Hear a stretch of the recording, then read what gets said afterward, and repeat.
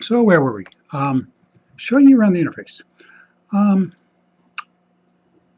Basically, this is the baseline, you know, way to view things.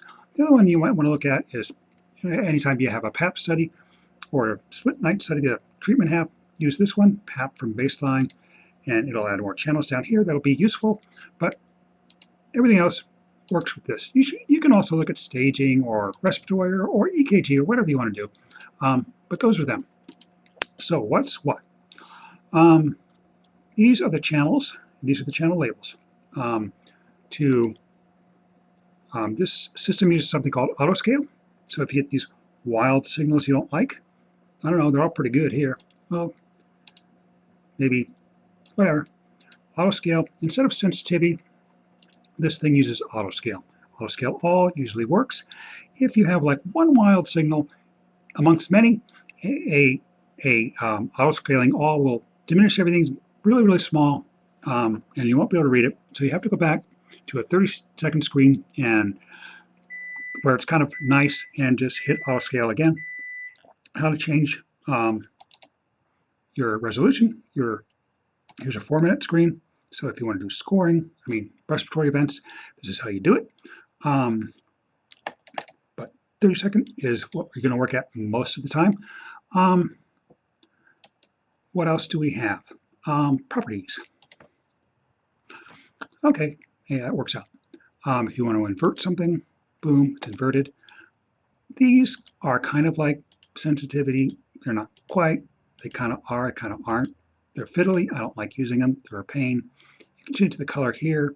Filters. I always have the notch filter on. There's the standard filters. Display. Show the Y scale, show data labels. Data labels are useless. They just show the voltage on the EEG, but they're good for things like position and SaO2 or SpO2. If the EKG gets plugged in upside down and you need to invert it so you can read it, you go to general and then it inverts it and you can read it. That's that. We'll try not to have it upside down too frequently. Here's a really good example of a wild signal. It's not that one, it's this one. So we're going to see auto scale. Boom. And that clears it out of the way. So what are these things? This lists the 4 previous epochs. This one is this epoch here. And to, by the way, view the epochs show stage. I like that. It brands all the stages with whatever it is.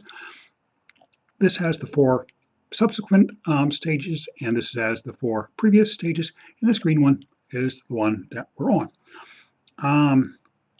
If the epoch marker is somewhere else, and you want to center it, just get it on the edge and see the actual whole epoch. That's what you do. Or another way to do it is just use these buttons. If you click one forward, you're going to go to 17. Now this one is 17 and this one is 16. Now 16 is this one and 15 is this one. You know what I mean? You'll get used to it. It's pretty straightforward, really. So there's lights out, and anyway, say you're scoring. Like all systems, 0 is wake, 1 is 1, 2 is 2, 3 is 3, and 5 is REM. And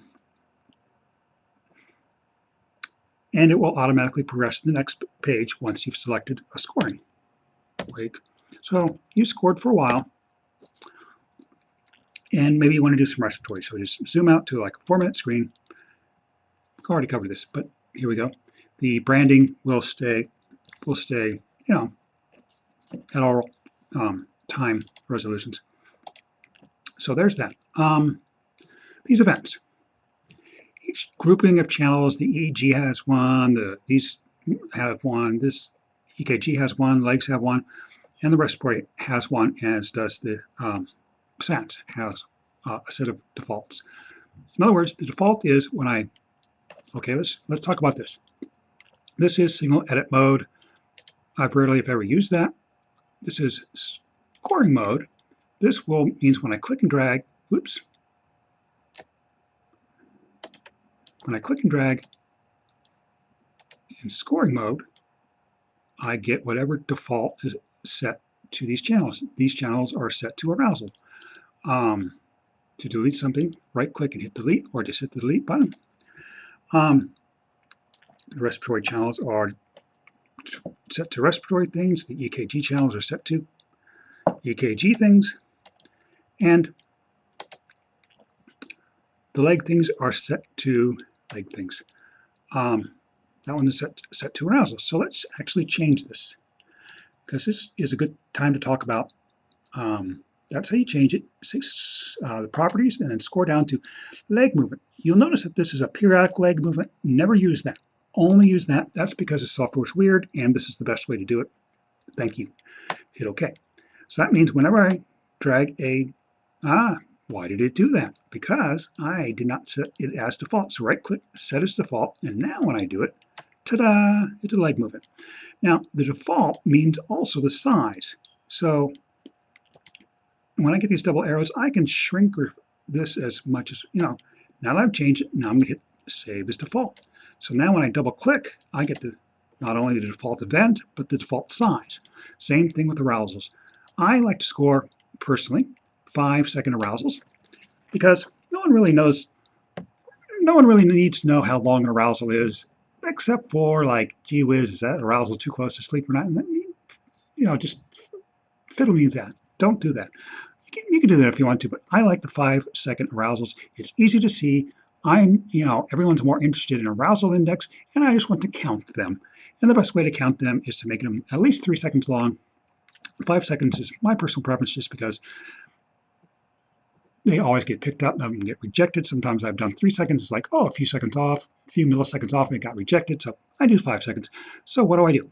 I've obviously measured a 5-second one out. You can see if I need to tweak it down, I could tweak it up and down there. But anyway, it's long enough. Now I'm going to right-click, set as default, and that means every time I double-click, I get an arousal of the exact size I want. Now then, that's just for this one up here. This one has a different default. This one is actually set. This is what we use to, this user-defined one is actually what we use to demark leg movement arousals, because the system will not associate the arousals with leg movements very well. So it's just UD1. So if you see a leg movement arousal, just double-click, boom, mark it up. And if you see an arousal, it's okay to double up on them, because it will always pick up and count the arousals, and that's what we're interested in when we get an arousal index. So even though it may be redundant to say, well, it's leg movement arousal, yes, but just put it down as arousal too, because these leg movement arousals are the way that we will eventually count and score and report the leg movement arousals. But the software does not do that yet, but it will within the month. And so please just start marking them now that way. Of course, you can have arousals any way you want to. I prefer it this way if you don't mind. If you have a big ethical problem, just let me know. We can talk about it. I'm sure you won't. Anyway, the respiratory channels are set to RERAs up there. Next one down is obstructive hypopneas, obstructive apneas, and mixed apneas, from least severe to most severe within the most common things. But to change them, say, like, what, where's the central apneas? How do I get one of those? Well, just hit properties, and instead of a mixed apnea, go down to central apnea and change it. I'll change that one, and the default will still be mixed unless you right-click and say set as default, which is fine. Who knows? Maybe the person has a lot of central apneas and you don't really need one of them. And if somebody has come along and changed them on us, I'll just change it back to what you need them to be. We don't mark snores. Could care less about snoring. We qualitatively take care of that in the report. We don't report on snoring. We do, by the way, all I'm doing is just hitting the delete button and saying, yes, I want to delete it. If you do see any interesting EKGs, please mark it with the appropriate you know, that's not a fib, obviously. But if it has the appropriate marker here, please use that.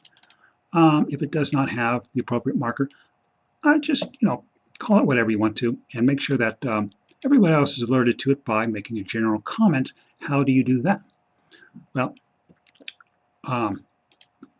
just click anywhere in this white space. In other words, you can't be over here. Well, you can. So you just hit spacebar. And so wherever this little triangle is where you're going to place the comment or anything else. So you hit the spacebar, enter the text, gee, this is really weird, why don't you look at this? And you say, okay, and that's what will go there. So the next person come along will say, oh my gosh, I should look at that, and they do.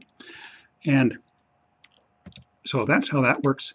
The acquisition tech will type things in that way, say, oh, I turned it up for read-res or whatever. Patient said vocalized during sleep or whatever. So that is that. That's pretty much standard stuff. That's how you do it on this system.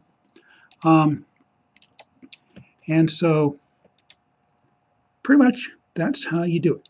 Now, the one thing that is nice to have done is this thing called, let's talk about the buttons and the menus. Edit layout will allow you to change your own montage. Just take whichever one you want to start from and make a new one, or actually copy it